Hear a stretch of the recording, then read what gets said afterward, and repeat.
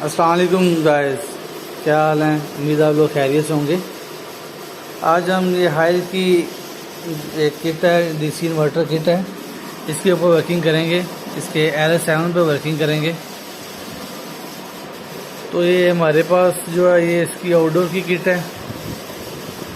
ये हायर की DC inverter है, ये उसकी किट है। और ये इसके इंडोर की जो है वो किट है। तो गाइस इस पे हम आज करेंगे, इसके RS7 पे वर्किंग करेंगे। तो RS7 जो एरर है इसका हायर में, वो कम्युनिकेशन का एरर है। आउटडोर और इनडोर की किट के जो बिटवीन होता है एरर होता है, कम्युनिकेशन ना होने का एरर है, वो RS7 है। तो आपको वायरिंग का बताते हैं। ये हमने अभी सारी किट को खोला हुआ है। ये 1, 2 और 3 वायर होती हैं इसमें। 1 न्यूट्रल होती है, 2 जो वो लाइन होती है, फेज जिसे बोलते हैं, और 3 नंबर पे 3C जो है ये इसकी कम्युनिकेशन की वायर है। सेम इसी तरह इसकी इधर भी 3 वायर ही हैं।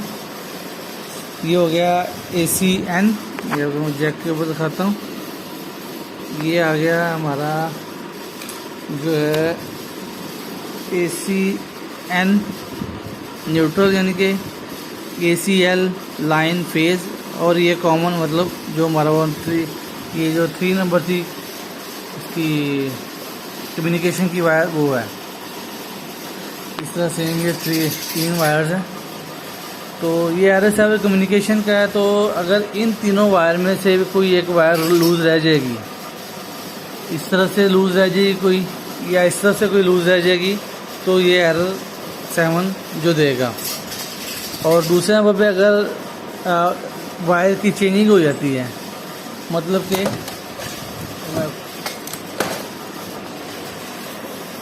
कि अगर यहाँ पे आप L1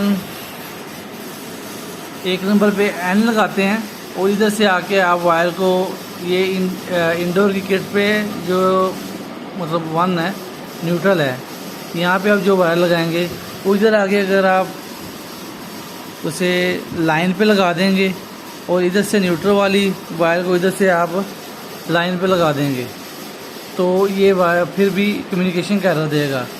और अगर आप 3C जो कम्युनिकेशन की मेन वायर होती है उसे भी यहाँ पे आके चेंज करके कहीं लगा देंगे, तो फिर भी जो RS7 देगी।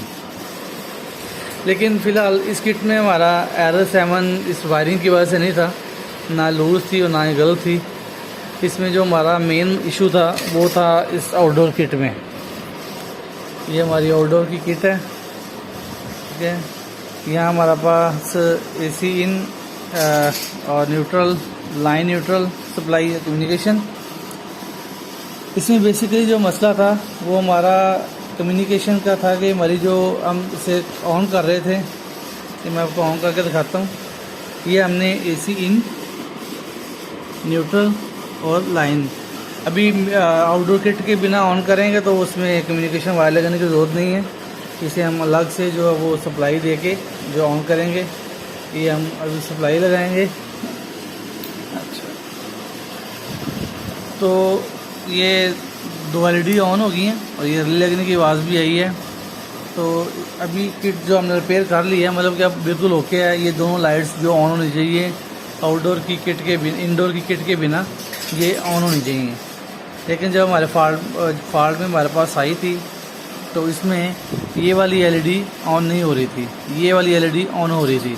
ये वाला साइड जो सर्किट बंद था, मतलब कि हमारा जो कंट्रोलर वाली साइड है ये सर्किट जो ऑफ था, सिर्फ ये मेन पावर ऑन थी। तो जो हमने सिर्फ चेक किया, मतलब आप जिस तरह ये दोनों लाइट्स ऑन है, मतलब कि हमारा कंप्लीट सर्किट जो ओके है। जो हमारी SMPS सप्लाई सेक्शन है वो बिल्कुल ओके है। तो पहले ये LED ऑन नहीं हो रही थी, तो लिहाजा उसका इशू क्या था ये आपको नज़र आ रहा होगा। ये ground 12 volt, ground 5 volt, ground 15 volt, ये हमारे 5 वोल्ट जो थे वो नहीं थे आ रहे, जो कि 5 वोल्ट थे वो हमारे मिस थे।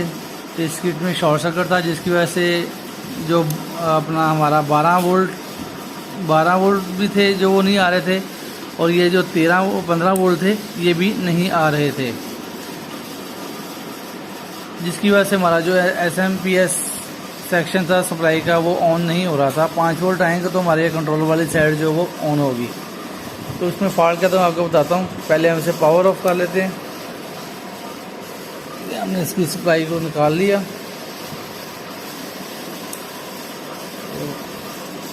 आपने वर्किंग करनी है तो इसे डिस्चार्ज करके ही वर्किंग करनी है। ये हमारी SMP वाली साइड ऑफ हो गई है, लेकिन जो हमारी ये मेन LED मेन सप्लाई है उसमें भी लाइट ऑन है, मतलब कि कुछ सप्लाई बाकी है। तो इसके लिए हमें इसे डिस्चार्ज करना पड़ेगा। डिस्चार्ज करने के लिए हमने ये एक रेजिस्टेंस है, सिरामिक रेजिस्टेंस है, ये 50 वाट की और 25 ओम की है।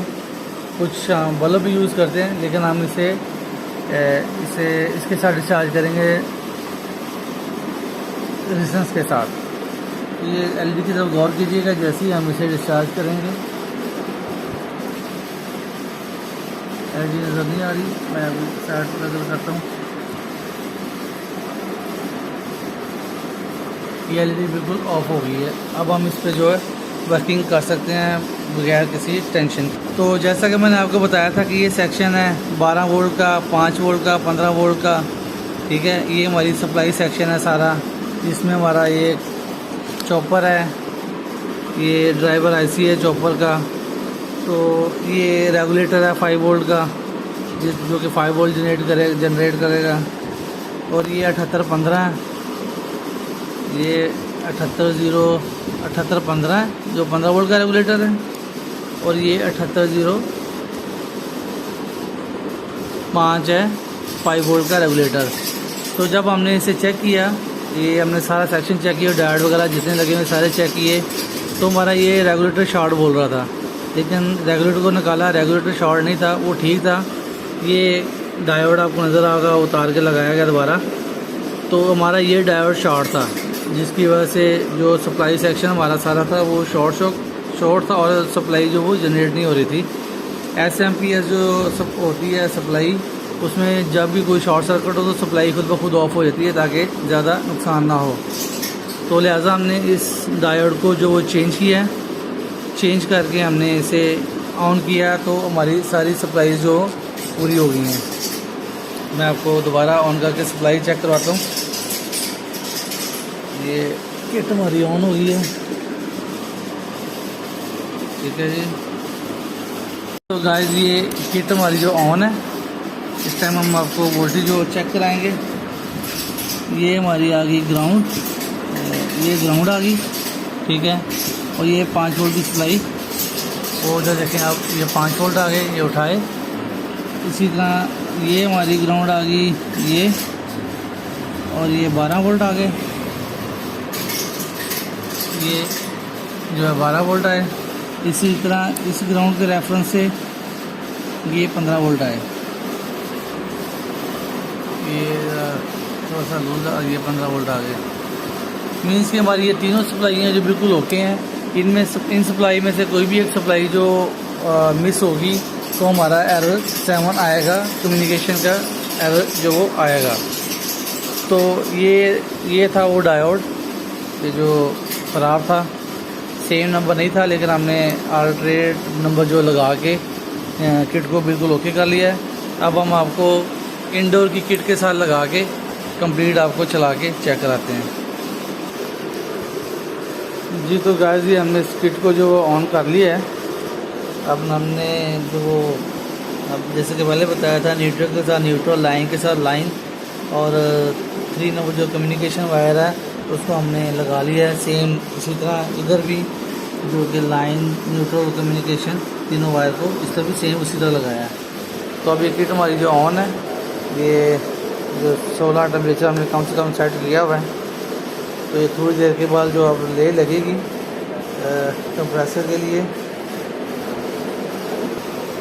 ये जो गाइस ये किट ऑन है हमारी, तो ये अभी ले लगने की आवाज़ आएगी आपको।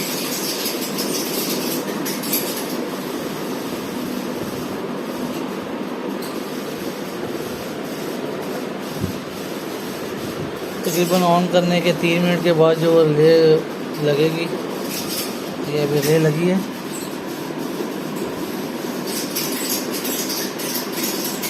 तो ये वापस उतर गई है, क्योंकि आगे हमारे पास कंप्रेसर नहीं लगा हुआ। तो अगर कंप्रेसर लगा होगा तो ये आउटपुट निकालेगा, रिले जो ऑन रहेगी। अभी कंप्रेसर नहीं है, इस वजह से रिले लग के जो उसी टाइम जो उतर रही है, आगे उससे अपने लोड नहीं फील हो रहा, तो इसलिए वो आउटपुट को नहीं निकाल रही। इन्वर्टर किट्स में यही एक अच्छी खासियत है कि आगे अगर आपके कंप्रेसर को इशू है तो वो बिला वजह सप्लाई नहीं निकालेगा, जिसकी वजह से कोई ज़्यादा नुकसान हो। तो ये नॉर्मल हालत में हमारी जो दोनों LED ऑन होंगी और ये जो है बार बार रिले लग रही है और उतर रही है, तो ये कंप्रेसर नहीं है। तो जो हमारा एरर तकरीबन 10 मिनट हो गए हैं ऑन पड़े हुए, अब जो हमारा एरर बिल्कुल नहीं आ रहा। पहले तो 4-5 मिनट के बाद एरर आता था, 20 सेकंड में ब्लिंक करता था और फिर दोबारा जो वो इसी तरह टेम्परेचर शो करना शुरू कर देता था। उम्मीद है आपको हमारी वीडियो से काफ़ी फ़ायदा हासिल हुआ होगा। तो मज़ीद ऐसी वीडियोस देखने के लिए और जानने के लिए चैनल को सब्सक्राइब करें, लाइक करें और वीडियो को शेयर करें। अल्लाह हाफ़िज़।